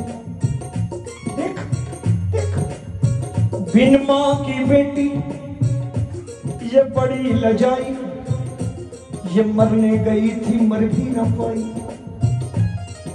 ये मरने गई थी मर भी ना पाई। जा कन्हैया जा उठा के ले जा तू अपनी गठरी, अब तेरी मेरी खाए ना पटरी। कन्हैया सुनते रहे सर को झुकाए, देरी से आने का कारण बताए। ठाकुर बड़ा सुंदर बहाना लगा रहे हैं, कहने लगे बाबा विलंब नहीं हुआ, आपको गांव के बाहर छोड़ा, आपको गांव के बाहर छोड़ा, भामा रुक्मणी को लेने चला गया। ये दोनों कहती थी ननद के घर सुख दुख हो, भाभियां ना पहुंचे अच्छी बात नहीं होती। गलत नहीं कह रहा ना, अपनी पुत्री की तरफ देख करके ध्यान से याद करना। ननद कितना भी लड़ झगड़ के चली जाए, जो भाभी सुख दुख में अपनी ननद के दरवाजे नहीं जाती वो अपना नुकसान करती है। ये बेटियां बोझ नहीं होती, अपनी किस्मत का लेकर पैदा होती हैं। माँ बाप जिसके पल्ले बांधते हैं बंध के चली जाती है। घर से विदा होती बेटी कभी अपने सुख की चिंता नहीं करती, वो कहती है पापा जैसी भी रहूं, बाबा जैसी भी रहूं, तेरा आंगन कभी खुशियों से खाली ना हो। मेरे भैया भाभी की झोलियां खुशियों से भरी रहे, ये आशीर्वाद दे के बेटियां घर से विदा होती हैं। घर से विदा होती बेटी घर के आंगन में चावल के दाने फेंकती बेटी, कहती है साडा चिड़िया दा, साडा चिड़िया दा चंबा वे बबुल असा उठ जाना, साडा चिड़िया दा चंबा वे बबुल असा उठ जाना, साडी लंबी उड़ारी वे, साडी लंबी उड़ारी वे, बबुल केड़े देश जाना, साडा चिड़िया दा चंबा वे बबुल असा उठ जाना। बेटी देवी का चित्र होती है, ये पूजनीया पवित्र होती है। माँ बाप जिसके चरण धोते हैं, विदा करते हैं घर से बिलख कर रोते हैं, वो जग में काम महान करते हैं, जो घर से कन्या का दान करते हैं। घर व्यापार बांटते हैं बेटे, घर व्यापार बांटते हैं बेटे, प्यार बांटती हैं बेटियां, एक कुल की शान होते हैं बेटे, दो दो कुलों को संवारती हैं बेटियां। बोए जाते हैं बेटे, उगाती हैं बेटियां, बोए जाते हैं बेटे, उगाती हैं बेटियां, पाले जाते हैं बेटे पल जाती हैं बेटियां, पढ़ाए जाते हैं बेटे मगर पढ़ जाती है बेटियां। पढ़ाए जाते हैं बेटे पढ़ जाती हैं बेटियां, आसमान पर धकेले जाते हैं बेटे, कल्पना चावला जैसी चढ़ जाती है बेटियां। ये बेटियां बोझ नहीं, आज नानी ने उसी बेटी का धर्म निभाया। बड़ी बहन अपने भाइयों के लिए मां जैसी होती है। बड़ी बहन का एक बहुत बड़ा रोल है घर में। नानी ने भी मां का धर्म निभाया है। जब नरसी डांटने लगे कन्हैया को तो नानी हाथ जोड़ के नरसी के सन्मुख खड़ी हो गई, कन्हैया को पीछे छिपा दिया, भाभियों को भी पीछे कर लिया, पीछे आ जाओ। हाथ जोड़कर बोली, बाबा मेरा भाई किसके दरवाजे आया है? नरसी बोले, तेरे। तो नानी ने कहा, अगर विलंब हुआ है तो झगड़ा तो भाई बहन में होना चाहिए, आप बीच में क्यों बोलते हो? और पहली बार मेरे भैया भाभी आए हैं, चलो अगर विलंब हुआ है तो घर का झगड़ा घर में निपटाएंगे ना। हाथ जोड़ करके नानी ने कहा, बाबा भात का मुहूर्त बीत जाएगा, मैंने सारी उम्र ताने सुने हैं, मेरा भाई नहीं, मेरा भात कौन लाएगा? आज मेरा भाई आया है, घर का झगड़ा बाद में निपटा लेंगे। बाबा चलो ना, भात का मुहूर्त बीतने ना पाए। कल्पना करना प्रेमियों, जिस नानी के कोई भाई नहीं, मेरा मोर मुकुट बंसी वाला भाई बन के आया है। बोल वृंदावन बिहारी लाल की जय। उस जमाने में 56 करोड़ के हीरे मोती भात भरने के लिए, आगे नानी पीछे भात भरने वाले। नानी गांव वालों से कहती, गांव वालों देखो, ताने मारते थे, मेरा भात कौन लाएगा? आज देख लो, आयो आयो रे धर्म को भाई, आयो आयो रे धर्म को भाई, मेरो आयो रे धर्म को भाई, मेरो आयो रे धर्म को भाई। आज नाचे नानी बाई, आज नाचे नानी बाई, आज झूमे नानी बाई, आज झूमे नानी बाई। मेरो आयो रे धर्म को भाई, मेरो आयो रे धर्म को भाई। एक बार हाथ ऊपर करिए। वो है अलबेला मदने नो वाला, वो है अलबेला मदने नो वाला, जिसकी दीवानी ब्रज की हर वाला। वो कृष्णा है, वो कृष्णा है, वो कृष्णा है, ओ कृष्णा है, ओ कृष्णा है। सुनना बस 5 मिनट। भात भरने वाले नानी के दरवाजे, कोई स्वागत को नहीं खड़ा। क्षमा करें, समाज में ऐसी विसंगतियां हमेशा रही। बेटी का बाप आए, स्वागत कौन करे? और गरीब हो तो और बुरी बात है। अच्छा, कहने को तो हम कहते हैं दुनिया में सबसे बड़ा दान कन्यादान। कभी अपने आप में विचार किया हमने कि अगर दुनिया में सबसे बड़ा दान कन्यादान है तो उस दान को देने वाला छोटा क्यों? पुत्र का पिता जो दान मांगता है दरवाजे पे जाके, वो सर उठा के बात करता है, और जो दुनिया का सबसे बड़ा दान कर रहा है वो बेचारा सर झुका के बात करता है। कैसी विडंबना। एक तो बेटी का दान चाहिए, ऊपर से पूछने लगाओगे क्या संबंध कितने में फाइनल करें? ऐसा नहीं लगता कि बिग बाजार में खड़ा कर देना चाहिए बच्चे को, सुपर बाजार में खड़ा कर दो जो अच्छी बोली लगाए। अच्छा, मैंने आजकल के नौजवान भी कुछ देखे हैं, पापा फॉर्च्यूनर से नीचे मत मांगना, हाँ छोटी मोटी गाड़ियां हैं। अच्छा, वो कभी ये नहीं सोचता कि जिस दिन पत्नी मेरे साथ बैठेगी बगल में देख के हंसेगी, भिखारी है, मेरे बाप से मांग के गाड़ी लिया। और मैं तो हमेशा से कहते आया हूं कि ससुराल से मिली गाड़ियों के पीछे लिखा होना चाहिए ससुराल से सहायता प्राप्त।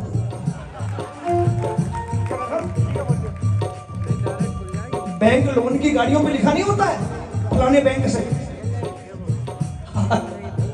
तो ससुराल वाली गाड़ी के पीछे लिखा होना चाहिए ससुराल से सहायता प्राप्त। जिस दिन बीनड़ी नाराज होकर मायके जाए, गाड़ी खींच के चली जाए, दुनिया को पता चल जाना चाहिए ससुराल वाली थी, चली गई। ये हंसने की बात है। ऐसी विसंगति क्यों है? हमारा सनातन हिंदू धर्म इस बात की इजाजत नहीं देता। एक बार रामचरितमानस का बालकांड पढ़ लीजिए। इस सड़क पर डीजे बजा के झंडे हिलाने से थोड़ी राम राज आएगा। गोस्वामी जी ने राम कहानी नहीं लिखी, श्री रामचरितमानस लिखा। स्वामी राम सुखदास जी महाराज कहा करते थे कि घर में कैलेंडर टांग के राम का चरण पूजने से कुछ नहीं होगा जब तक राम के आचरण के करीब नहीं जाइएगा। ये स्वामी राम सुखदास जी महाराज कहा करते थे कि सिर्फ राम के चित्र को पूजने से कुछ नहीं मिलना जब तक राम के चरित्र को आत्मसात नहीं करोगे। हमारे घर तो रामचरितमानस नहीं है, बच्चे गूगल में राम कहानी ढूंढ रहे हैं। किस गाने पर डीजे जी कितनी जोर बज रहा है, सड़क पर किसमें ठुमके लगेंगे, वही रामराज की परिभाषा हो गई। वही रामराज की परिभाषा हो गई हमारे, कि जिस पर शोरगुल ज्यादा होगा, डीजे लगाकर खूब नाच लेंगे। रामचरित ये नहीं है। आखिरी बात की तरफ बढ़ रहा हूं मैं, 5 मिनट का समय लूंगा। भाई साहब बैठ जाओ।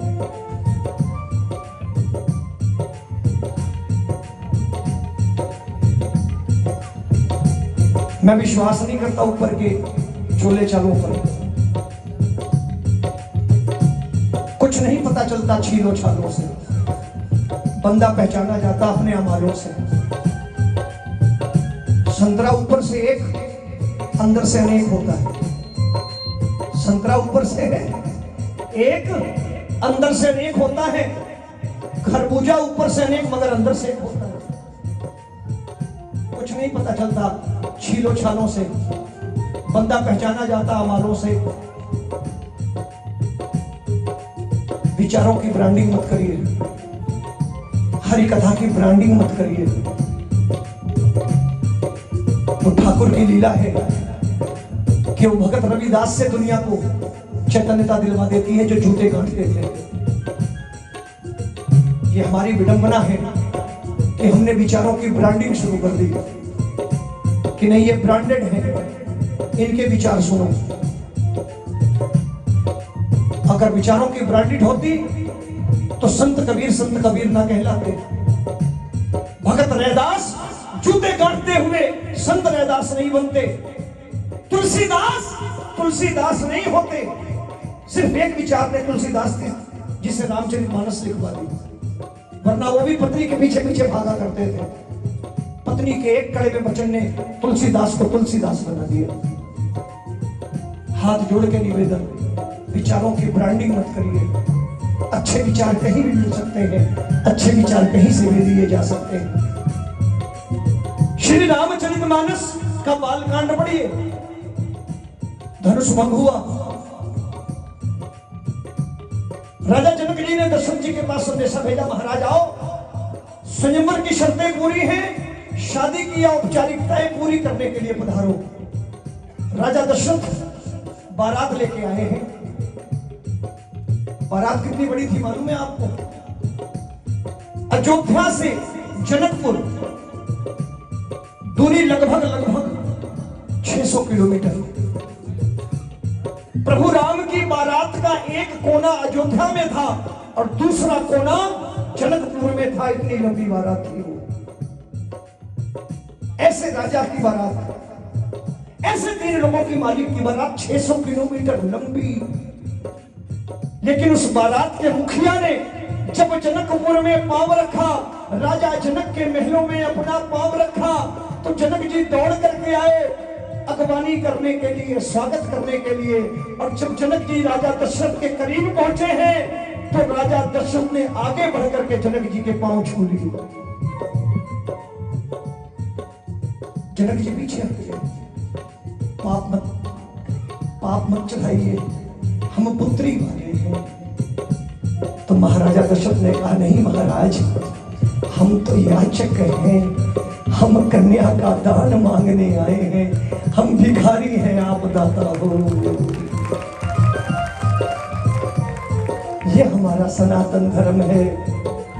जो दहेज की बलि चढ़ गया, जो दिखावे की बलि चढ़ गया, पुत्रियां कोख में मारी जाने लगी, बेटियां दहेज के लिए जलाई जाने लगी, इसका कारण सिर्फ ये है कि हमारे शास्त्र हमारे घर में नहीं है।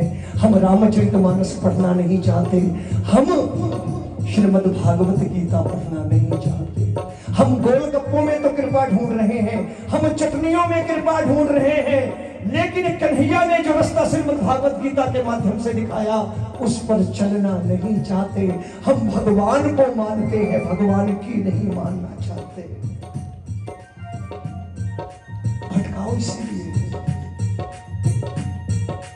कुछ लोगों को मेरी बात लगेगी कि कैसी कैसी बातें, सारी उम्र भटकी है, कुछ नहीं मिल रहा। करोड़ों करोड़ों रुपए की कीर्तन हो रहे हैं, करोड़ों करोड़ रुपए की कथाएं हो रही हैं, पल्ले कुछ नहीं पड़ रहा। वो ठाकुर भी हंसता होगा।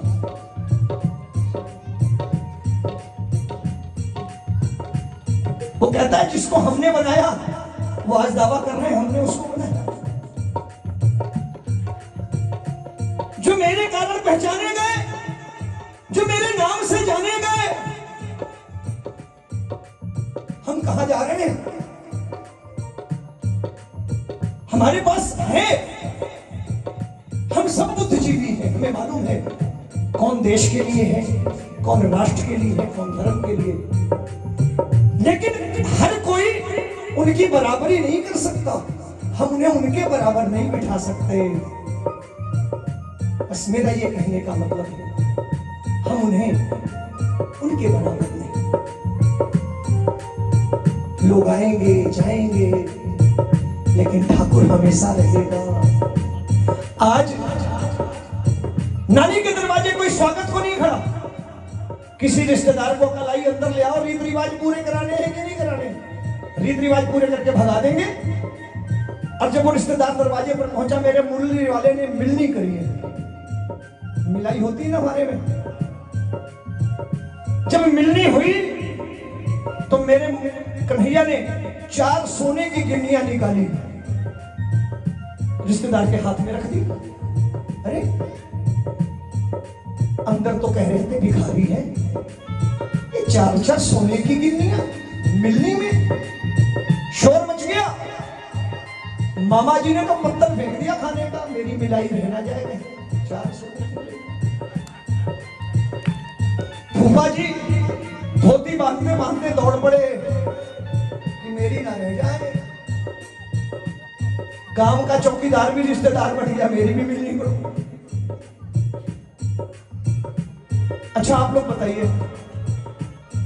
हमारे समाज में 4 रुपए की मिलनी का रिवाज है ना। पैसे वाला हो तो 4 चांदी के सिक्के, और पैसा हो तो 4 सोने की गिन्नियां, लेकिन है 4। कभी बड़े बुजुर्गों से जो पूछा मैंने कि ये 4 ही की मिलनी क्यों है? 11, 21, 51, 101, 501 की क्यों नहीं? ये 4 रुपए की मिलनी का एक रहस्य है। जब 4 रुपए की मिलनी हाथ में रखी जाती है ना, तो यह संकेत होता है कि शाहजी मतलब समझी, शाहजी 2 हाथ आपके 2 हाथ हमारे, कितने हो गए? पहले आप अपने परिवार का सुख दुख 2 हाथों से उठाते थे, मैं भी 2 हाथों से।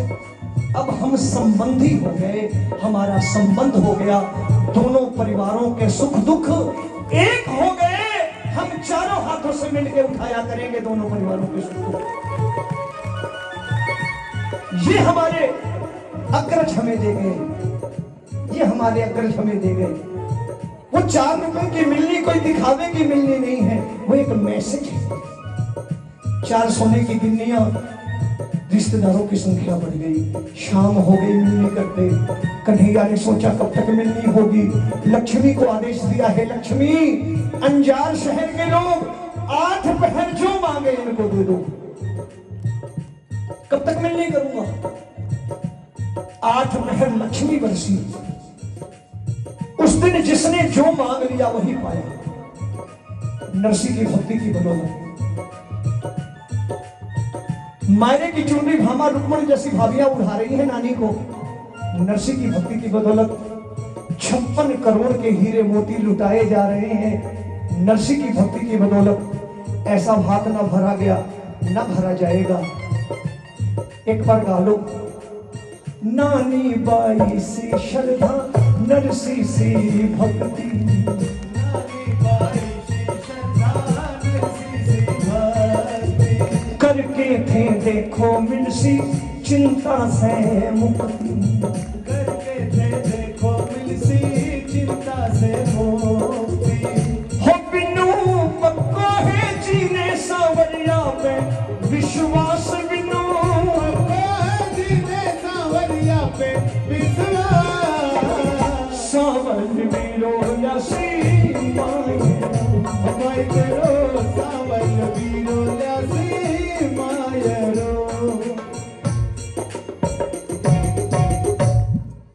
अरे ऐसो भात भरो सावरियो, शोर मचो चुहोर,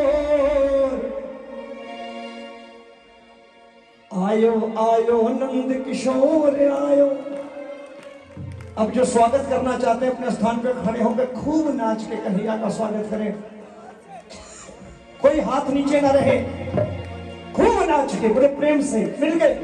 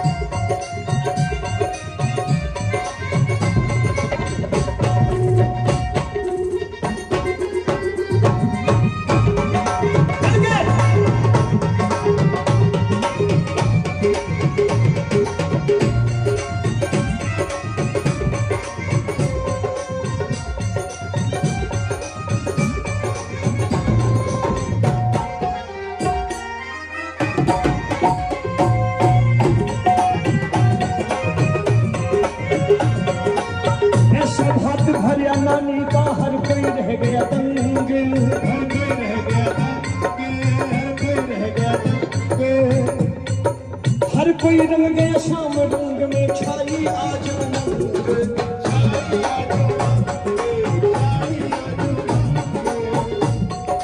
जादूगारो जादू कर गयो सांवरियो चितचो।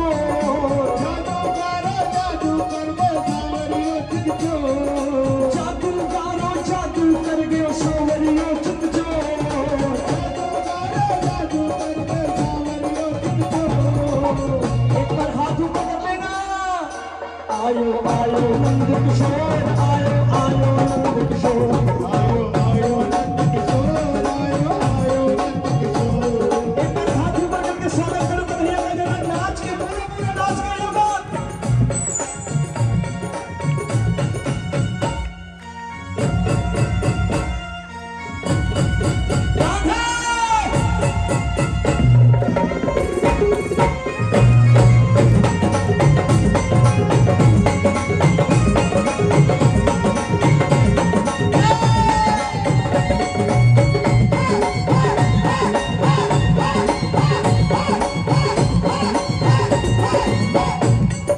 निज भक्ता को मान बढ़ावन दौड़ो दौड़ो आवे, दौड़ो दौड़ो आवे, दौड़ो दौड़ो आवे। भाग को भूखो शाम सलोनो छत से काम पतावे।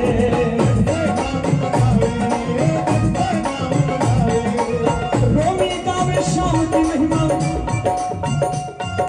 रोमी गावे शाम की महिमा, बांध प्रीत की डोर। रोमी गावे शाम की महिमा, बांध प्रीत की डोर। आयो आयो नंद किशोर, आयो।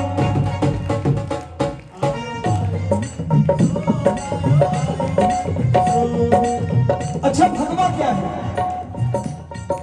भगवा क्या है? भगवा सिर्फ कलर नहीं है, और भगवा सिर्फ सड़क पे डीजे बजा के ठुमके लगाने का मतलब नहीं। भगवा भगवा कर तन मन भगवा, भगवा भगवा कर तन मन भगवा, भगवा भगवा हो जन जन भगवा, भगवा भगवा हो जन जन भगवा। अपने मन को भगवा करो, तन को भगवा करो। स्वामी विवेकानंद जी ने पहचान दी, स्वामी दयानंद सरस्वती ने पहचान दी, और सारी दुनिया भगवे के आगे नतमस्तक हुई, क्योंकि उनके तन पे केवल भगवा नहीं था, उनका मन भी भगवा था, उनके विचार भी भगवा थे। कि शादी के लिए आई युवती से कह दिया कि क्यों शादी करना चाहती हो? कहने लगे आप जैसा पुत्र चाहिए। तो विवेकानंद जी ने कहा मैं ही आपका पुत्र बन जाता हूं, आज से आप मेरी मां हो। ये पहचान है भगवे की। भगवा भगवा मन भगवा, भगवा भगवा तन मन भगवा, भगवा भगवा हो जन जन भगवा, भगवा भगवा हो जन जन भगवा। सत्य सनातन की पहचान, जय श्री राम जय श्री राम। सत्य सनातन की पहचान, जय श्री राम जय श्री राम। एक बार हाथ ऊपर करके बोलना, ये सत्य सनातन की पहचान, जय श्री राम जय श्री राम। सत्य सनातन की पहचान, जय श्री राम जय श्री राम। भगवा भगवा मन भगवा, भगवा भगवा भगवा भगवा हो जन जन भगवा। एक बार हाथ ऊपर करके ये तालियां, ये मिलके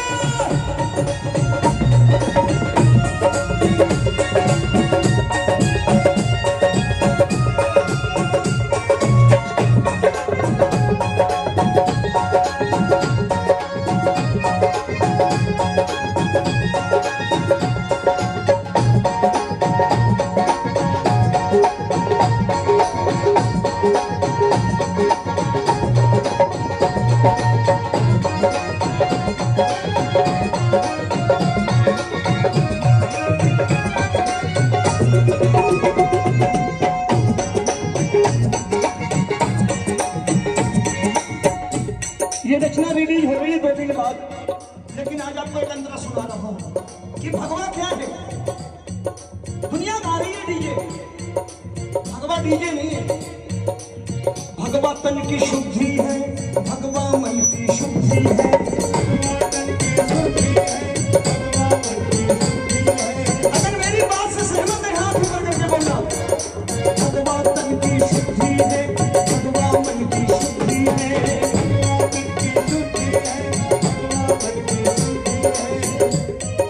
भगवे का जो भेद समझ ले तब जीवन से मुक्ति है। सत्य सनातन की पहचान, जय श्री राम जय श्री राम। हाथ ऊपर करके ये सत्य सनातन की पहचान, जय श्री राम जय श्री राम।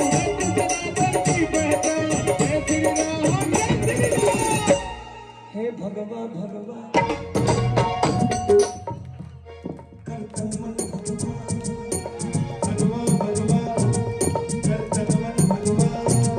हर भगवा भगवा हो जन जन भगवा। भगवा भगवा हो जन जन भगवा। ये सत्य सनातन की पहचान, जय श्री राम जय श्री राम। सत्य सनातन की पहचान, जय श्री राम जय श्री राम। भगवा भगवा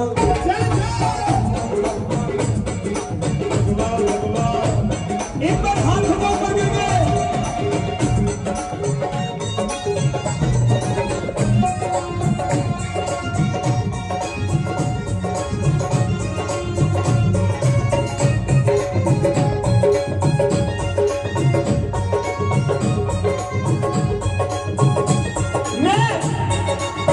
मैं बार बार क्यों कह रहा हूं, भगवा शोर मचाने का माध्यम नहीं,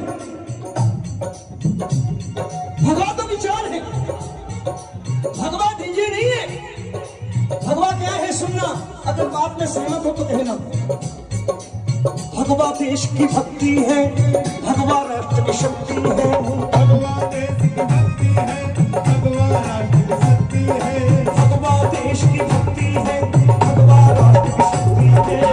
भगवा देश की भक्ति है, भगवा राष्ट्र की शक्ति है। इसीलिए गाया है, मेरे रंग दे बसंती चोला, मेरे रंग दे बसंती चोला, मेरे रंग दे बसंती चोला, मेरे रंग दे बसंती चोला।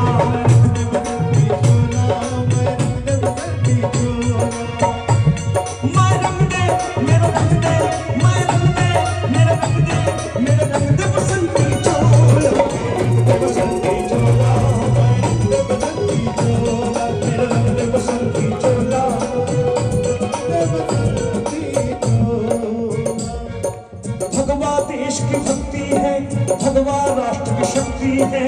भगवा देश की भक्ति है, भगवा राष्ट्र की शक्ति है। भगवा जीवन जीने रोमी, मिल जाए जग से मुक्ति है। मिल जाए जग से मुक्ति है, मिल जाए जग से मुक्ति है। सत्य सनातन की पहचान, जय श्री राम जय श्री राम। सत्य सनातन की पहचान, जय श्री राम जय श्री राम। मैं जबरदस्ती नहीं बोलूंगा। 22 तारीख को राम जी आ रहे हैं अयोध्या में महलों में। एक बार हाथ ऊपर करके स्वागत कर लेना। आज सबने कहना है, कोई हाथ नीचे ना रहे। सत्य सनातन की पहचान, जय श्री राम जय श्री राम। सत्य सनातन की पहचान, जय श्री राम जय श्री राम।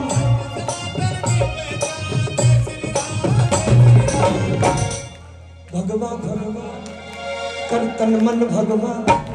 भगवा भगवा कर तन मन भगवा। भगवा भगवा कर जन जन भगवा। भगवा भगवा कर जन जन भगवा। भगवा भगवा कर जन जन भगवा। भगवा भगवा कर जन जन भगवा। भगवा भगवा कर जन जन भगवा। भगवा भगवा कर जन जन भगवा। जय श्री राम।